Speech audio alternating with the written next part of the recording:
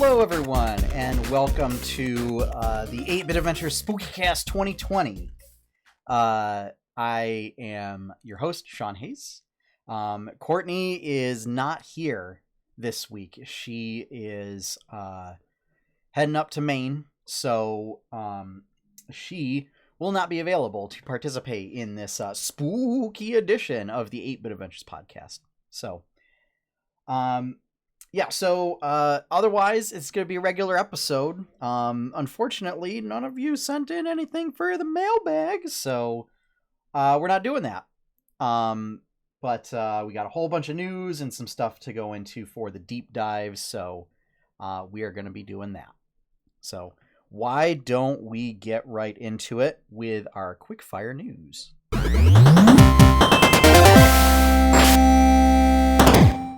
I'm going to turn my stereo down a little bit. Okay, so first up, Bloodstained Ritual of the Night will be coming to iOS and Android soon, quote unquote. So one thing to keep in mind in that is it doesn't run well on Switch, so I don't know quite how well it's going to run on mobile. Hang on, I'm just seeing somehow. There we go. Okay. Next up, Phasmophobia. So latest indie hit, ghost hunting indie hit, has outsold both Baldur's Gate 3 and Cyberpunk 2077 on Steam for the second week in a row. And we're going to talk more on Phasmophobia later. Solasta. Crown of the Magister is another fantasy RPG using the D&D 5e rule set. It's currently available in early access on Steam for $35. So either if you want a different take on a D&D video game that's not sort of Divinity oriented, or if you already played Baldur's Gate 3 and you're still looking for that D&D video game fix, be sure to give that a look-see over there. This weekend, Halloween, Animal Crossing is doing a trick-or-treat event from 5 p.m. to midnight on Halloween, so October 31st. You can, so if you've been buying candy over the course of the month, you can give that candy to your villagers, and in doing so, you rack up points with Jack, who is the czar of Halloween, and you get like recipes and spooky furniture and costumes and stuff. So that is on Saturday. On the 30th, we get season 2 of The Mandalorian on Disney Plus, so that is coming back. I believe it's still doing their weekly release schedule like they did last time. So we'll get episode 1 on the 30th. Wizards of the Coast released Way of the Ascendant Dragon monk subclass and the Drakewarden Ranger subclass in a new Unearthed Arcana. So a bit of dragon themed stuff going on there. Next up, Chris Metzen and Mike Gilmartin announced Warchief Gaming, which is their tabletop club, will start doing development work. So they're actually going to develop some tabletop games. More news on that coming soon. I know, so Scott Johnson over on The Instance actually has a great interview with Chris Metzen about that, to kind of talk about what led up to that decision and just where they're at with that. But it's a nice little nod, Warchief Gaming, due to Chris voicing Thrall and doing all that work on Warcraft and World of Warcraft and Warcraft 3. So, but so focusing on likely Warhammer and tabletop RPGs. So, additionally, the Critical Role team announced Darrington Press to self-publish tabletop games. So this team or organization, I guess, publishing house, will be headed by Ivan Van Norman and Matthew Mercer. And they're going to essentially self-publish like board games and card games and stuff like that. So They do have a starting lineup for 2021, including Uk'otoa, so set in Exandria, with the Leviathan from Campaign 2 as the sort of overall bad guy in this board game, where you play sailors that are trying to get off the ship. So a little bit of like Forbidden Island. And I'm trying to think, there's other games that are like that. Critical Role Adventures, where you play as Vox Machina, and there are some sort of light RP elements as well as sort of tabletop battle, like grid-based battle gaming. Syndicult, which I had a description, but I can't remember. It's oh no, that's right. It's a modern magic role-playing game that Matthew Mercer is writing up, where it sounded kind of like Mage, but with the Mafia. And then Guardians of Matrimonia is a card game focusing somewhat on like crashing a wedding. I'm not sure what else is going on with that, but yeah, so that is their starting lineup. Most of those games are slated for 2021 or later. So that is going to wrap up sort of our quickfire news. So let's head on right into our deep dive.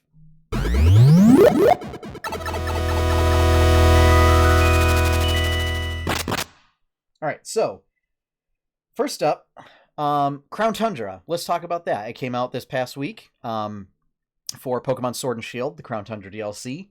I have played through a bunch of it, completed most of the story, and I have to say, disappointing. So, it has a lot of great ideas that fails to execute on them. So things like the Max Raid Den, we thought was going to be kind of like this multiplayer dungeon, where you and your friends would get to do Max Raid battles and potentially, wander around the dungeon together, kind of a thing. It turns out it's literally, like it has the quote unquote exploration structure that, like a watered down version of Slay the Spire. So you start with, it's all branching paths, right? But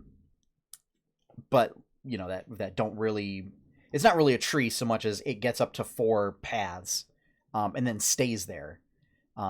So you're given a choice at the beginning of which path to pick, and then it's basically you have 2 paths at any given time. But you can't take your own Pokemon. You are given a choice of rental Pokemon, and unless you're playing with friends, you then have to be saddled with AI partners. And for anybody that's done max raid battles in Pokemon knows what a slog doing them with the AI partners are. So then also the choice made for you of like what Pokemon and their movesets and their abilities and everything. It's a huge turnoff for me. So yeah, what made this become what I thought was going to be like a really cool idea and the star of like this DLC, is now like I have zero desire to do anything with it. I did get a note from Courtney. She is similarly disappointed as well. So yeah. So Max Raid Battle falls flat. So to find sort of the legendary beasts which make a return, you have to sort of like in Monster Hunter, or Monster Hunter World specifically, you have to find like footprints and tracks and stuff, and then you have to find enough to complete your research, and then it'll start showing up on your map. Which like this is right out of Monster Hunter World, and yet Pokemon and Game Freak kind of dropped the ball on what they could do with it. And instead it's just you have to find a certain number of footprints, and then it'll tell you like where to find it on them, and it'll only appear in a specific location.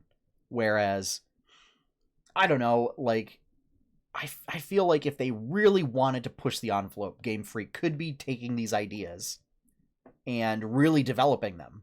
You know, I really enjoy the footprint and the evidence system in Monster Hunter World. So like you're going around and you're finding, you know, and it's different evidence based on different monsters.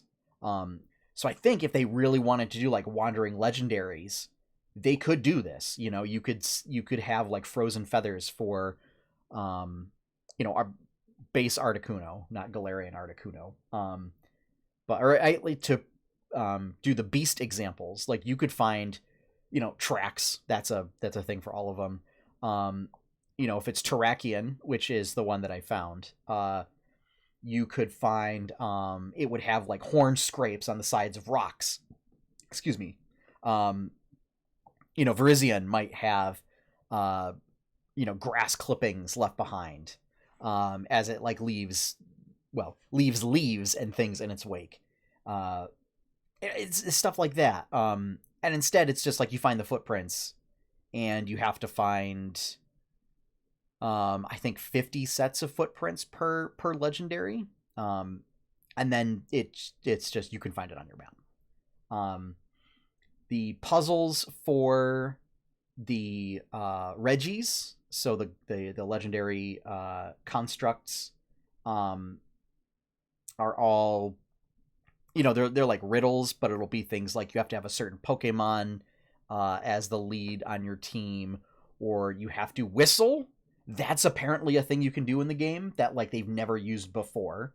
And just other stuff like that, or have like a certain item on your lead Pokemon. And that opens the door, and then it's just the puzzle is like you walk over lights in the floor and you light them all up. So really, like they kind of really simplified a lot of stuff, and not in a good way. So yeah, it's just kind of disappointing. The sort of mythical crown Pokemon is part of the story.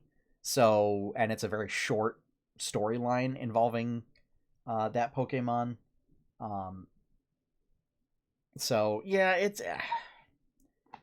it's not great. So it's a thing where I don't know. I don't want to say that I regret buying the DLC, but it's, yeah, I don't really know what Pokemon's actual development future looks like. And I would say Game Freak really has to start stepping it up. And I would argue that the Pokemon Company needs to take Pokemon off of like this sort of biannual, like every other year schedule, in order to like actually put out a decent game. Like Pokemon could be really, really groundbreaking and everything, and they could do something if they did it like once or twice in a generation, like Zelda. But instead they choose to do the you know, Call of Duty model for releases, and it's just it's not great. And so ultimately this DLC is disappointing. So that said, Nintendo did do a direct mini partner showcase to show off some new games. So and I included this in the deep dive because typically we talk about each of the games in there, so instead of throwing it into quickfire news. So Bravely Default 2 is going to launch on February 26th, and they showed some of the, they call them asterisks, but they're basically jobs that you have to like defeat an enemy in order to unlock them, or presumably like it's an item that they then give you. The Vanguard, which is basically the fighter, so you know, they wear heavy armor, they bash people with shields. The Bard, so Bards are going to be in the game. They have musical based stuff that either buffs all of your allies or like hurts all of the enemies. So to have the Bard be kind of the class that like by default affects everything is pretty interesting. I know Mage uses like offensive magic and can, like, there's a toggle so that you can affect everything at like a reduced rate. But to see the Bard, you know, it's by default affecting everything's pretty neat. Beastmaster. So I was pleased about this. You can capture. It's basically Pokemon Trainer. Is you get to summon beasts and capture enemies, and then use them in battle to use their specific skills to help your party out. And then there's Gambler. So Gambler, basically you play Wheel of Fortune to use all of your skills, and so a lot of random chance built in. They showed one skill where it was like life or death, and it has 2 instant death spaces on it. So if you roll those, like your character just dies. So that's pretty interesting in a terrifying way. So next up, Story of Seasons, Friends of Olive Town. So this is part of... So Story of Seasons, for those that don't know, is the former Harvest Moon franchise. But due to all sorts of... One company owns the right to the name, while the other company owns the development rights, and they didn't... it's a mess. So, so Story of Seasons is what... Harvest Moon turned into, and then Natsume, who owns the Harvest Moon name, for like the US audience, has been putting out their own Harvest Moon games that like have nothing to do with the series. So Friends of Olive Town is the latest one that's going to launch on March 23rd. And looks like it kind of takes some cues from Stardew Valley, where you kind of have a lot more customization for what your farm looks like. It does kind of use sort of the natural progression of that chibi art style, and it does it now in a way that makes it kind of look like Pokemon Let's Go. So like you're dropped on a farm that looks like it's in the middle of a forest, and so you have to like figure out what trees you want to cut down and everything to clear stuff out. You go into town, you do activities there. You know, there's the mines to mine ore and rocks and stuff. You also find livestock like out in the woods. It's like you go out into the woods and you find like cows and chickens and llamas and stuff. So I don't know who they belong to. But I can assure you, like, there's nowhere in, like, the U.S. where you're going to go find wild chickens in the forest, or wild cows at that rate. Certainly not wild llamas or wild alpacas. So chances are you're, like, rescuing them from somebody else's farm. Or they were previously part of your farm, and now you're sort of reintegrating them back in. So... They also announced Surviving the Aftermath, which looks like one of those sort of post-apocalyptic mobile base building games. I wasn't really all that interested in it. Immortals Phoenix Rising launches December 3rd of this year. So this is by Ubisoft. It's a... so the art style is similar to Breath of the Wild, but it's a game in which you play as a champion of... Greek gods, and you use a variety of weapons to slay enemies that are out to kill the gods. So a neat thing is that you get wings as a piece of equipment, and those will let you fly around everywhere. And so that's treated as like an equipment slot that you can like upgrade and change around and everything. Bakugan Griftlands, which is some sort of roguelike card based like RPG game that's like sci-fi oriented. That's going to launch summer 2021. Tropico 6 is November 6th of this year. No More Heroes 3, they kind of just reminded people. They didn't really give a date. However, 1 and 2 are being ported to Switch and launching today.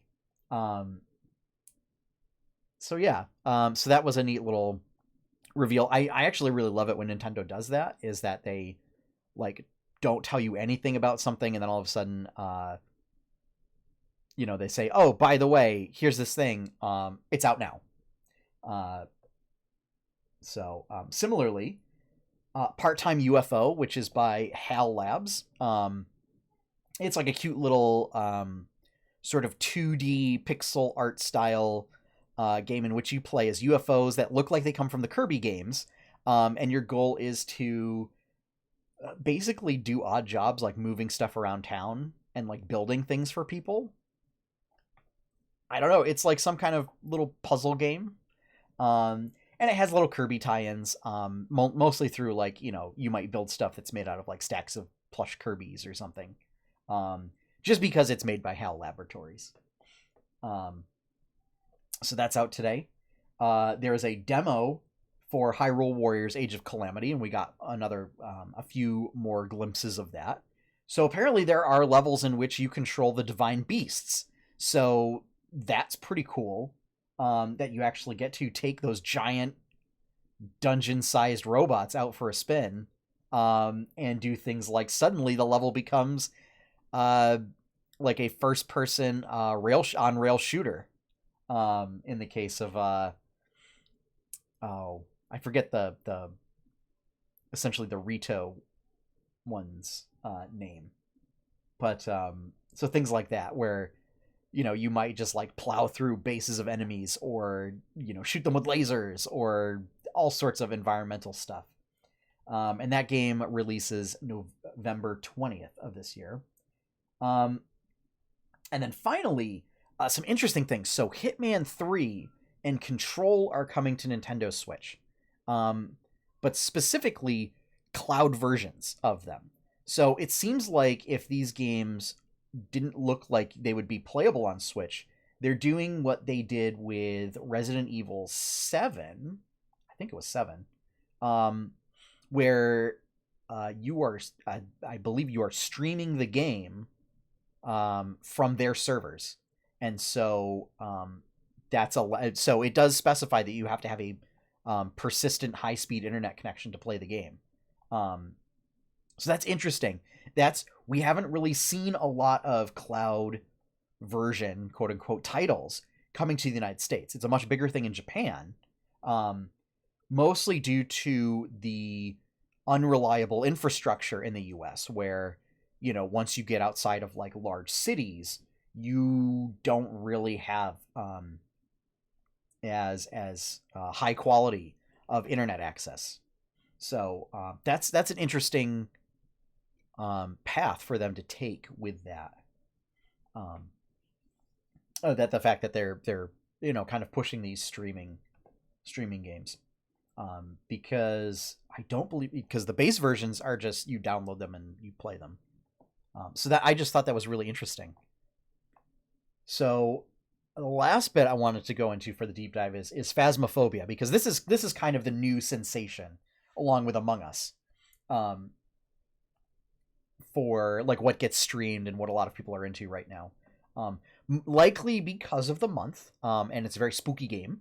So Phasmophobia is you play ghost hunters.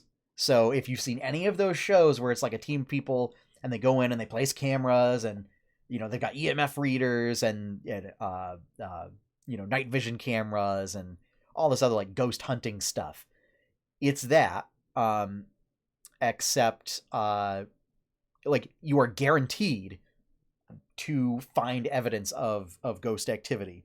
So and the ghost. So the idea is you and up to 4 other people, whether playing using keyboard, mouse, or a controller, or VR. It's available in VR.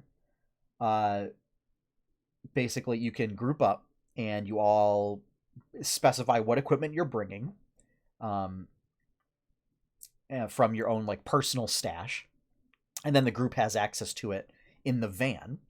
Then the van goes to it. You pick a location and a difficulty level. So it ranges from amateur to professional, and basically it gets more dangerous when you get to as you increase the difficulty level.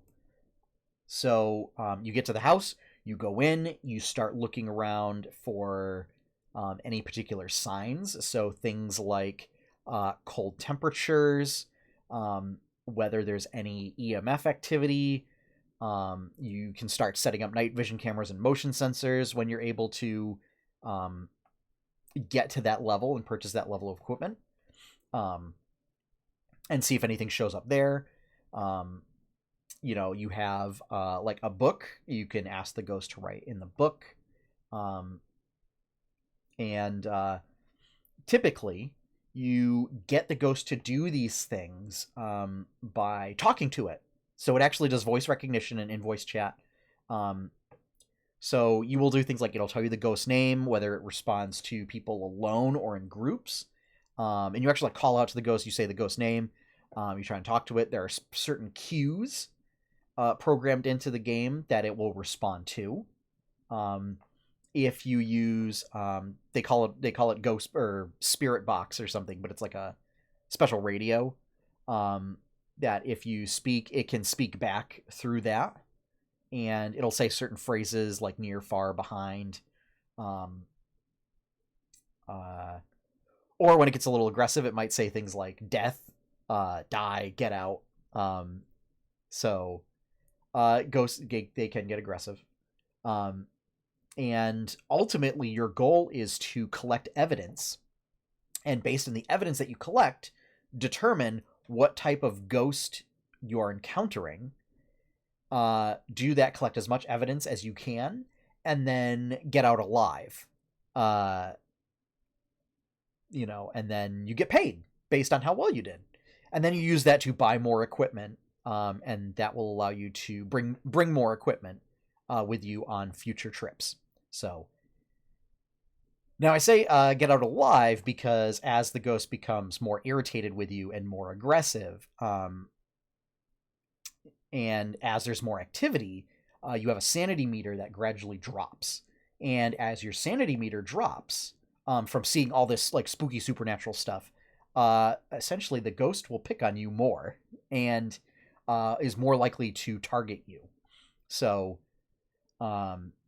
typically what you do is like you'll leave one person in the van or a couple people in the van to monitor stuff, and you swap people out as needed.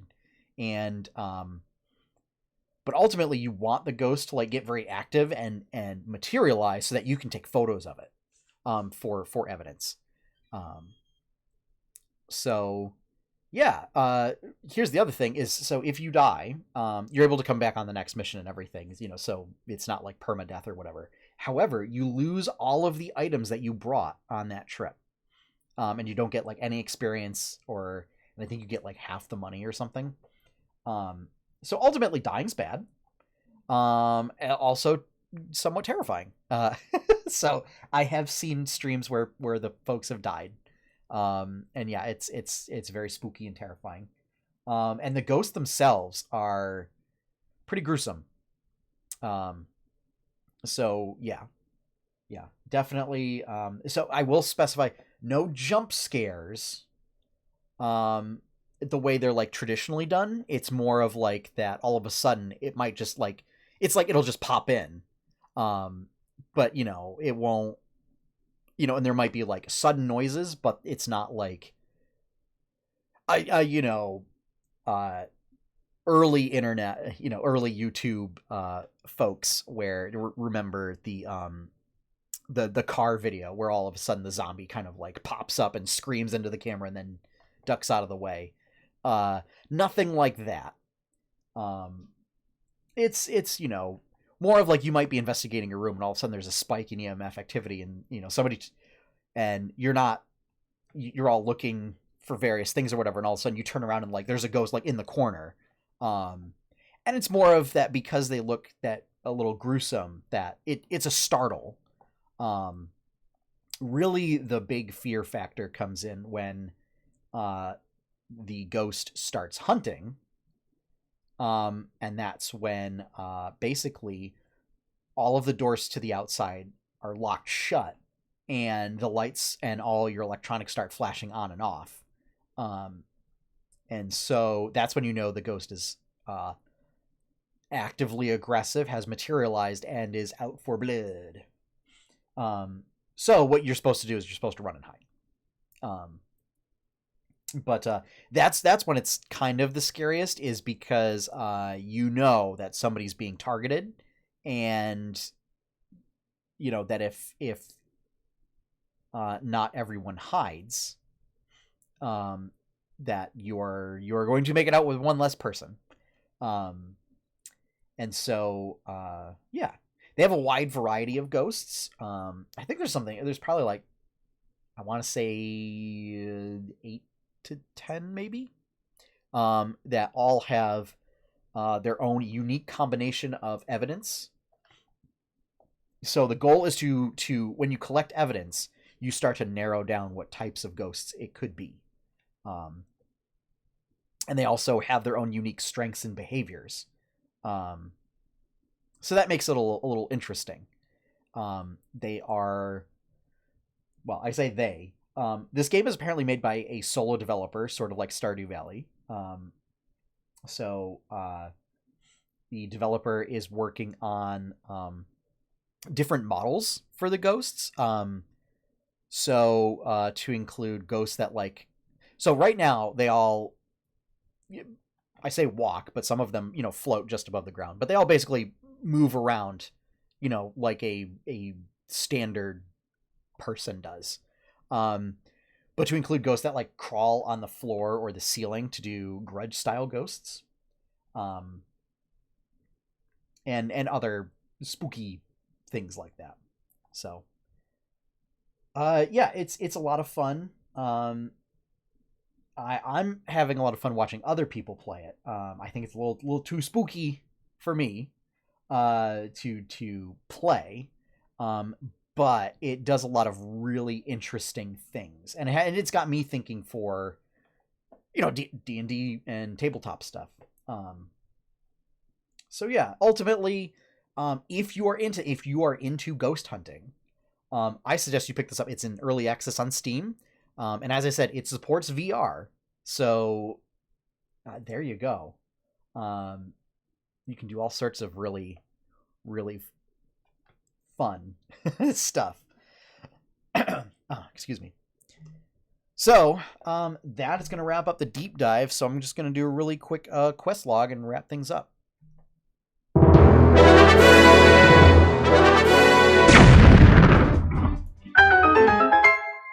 Okay. So Courtney did promise me she would get what she accomplished this week. So she watched a little bit more of Erois, and is planning on doing more of that. And then the rest was just she was playing Crown Tundra and similarly disappointed as I was. So my goals for last week, 3 out of 3 completed. And for this upcoming week, because it's Halloween, there's a whole bunch of stuff going on. We have friends from out of town that are coming to visit. Yeah, Halloween. Oh, and a whole bunch of appointments, and there's some other stuff that's going on. Coloring chapter 1 comic or creating an item icon. I've tended to coloring comics because they have to get done for the book, and it's a little more relaxing to just like, I already know what I have to do, and it's just going in and just essentially filling in colors. It's like a coloring book, except it's requires Photoshop. So, and then to complete the Crown Tundra story. So right now all I have left are catching the Reggies and the birds. And then it's basically whatever legendary hunting I want to do or not do. Thankfully I have most of them, so all I have to do is just import them from Pokemon Home, and I don't have to worry about it. But that's it. So I'm going to leave it at that and see where I get with those 2 goals. And we'll report back on the 4th.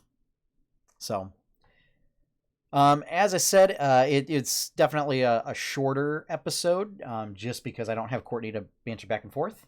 But thank you all for joining me on this episode of the 8-Bit Adventures podcast.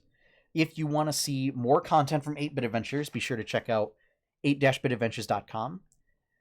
If you want to help support stuff like comics, podcasts, artwork, streaming, videos, and more, you can check us out at patreon.com/8bitadventures, or you can subscribe right here on twitch.tv/8bitadventures.